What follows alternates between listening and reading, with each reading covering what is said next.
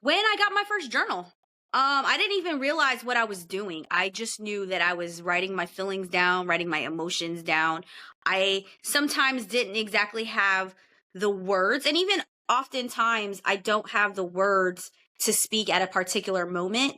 So I've basically just found a relationship with my journal, with my thoughts. And it all started that way when I was younger. And then as I moved out on my own, I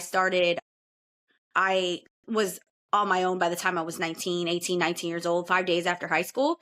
And I was still writing and journaling and didn't really understand what I was doing. And a friend of mine who passed away at 27, his name was Terrence, and he took my journal one day and he picked it up. I'm 4'11", so he picked it up in the air and he was like, and then he started reading it and he's like, "Hey, this is pretty good. You should come to a USF Poets group and do poetry." And I was like, "Oh, and speak it out loud." And somebody who, yes, I was always the public speaker and I was always the person, always the friend who like basically did the public speaking for my friends who just don't like to be in the spotlight. That was me. I was the one that was pushed into it.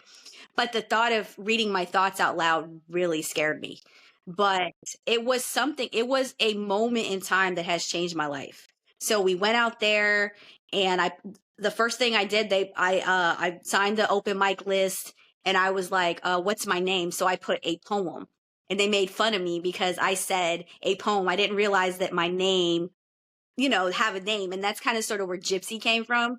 To think about how I'm always on the go. I never stay in one spot. And that's where that erupted from. Whereas if I put my name on this list. And then I went up and I did a poem.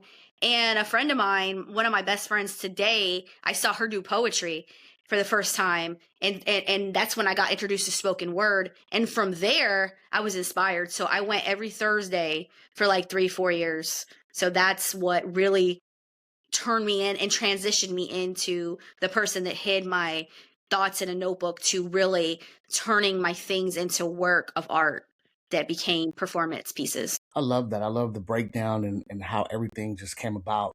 And if you guys hear motivators, everybody that's listening and new viewers, old viewers, everybody that's just understanding what we're talking about, she just broke down how she became a poet and what ignited her and her writing it down in her journal.